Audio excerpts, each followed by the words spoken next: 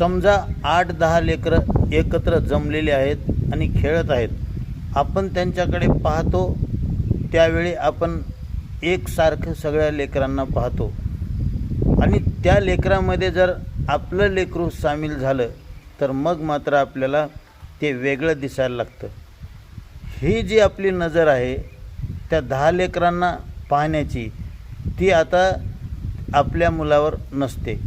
म्हणजे जे काही माझं आहे ते गोड असतं, ते आत्मीय वाटतं. तर हे वाटणं चुकीचं आहे का? तर नाही. परंतु मी इथे भेद पाहिला ही जागृती जर नसेल तर हा भेद माझ्या जीवनामध्ये चांगलं काही निर्माण करू शकत नाही. म्हणून भेद पाहणं हे दृष्टीचं काम आहे, मनाचं काम आहे. परंतु तो भेद जाणणं, ते आठवणीत ठेवणं हे माझं काम आहे.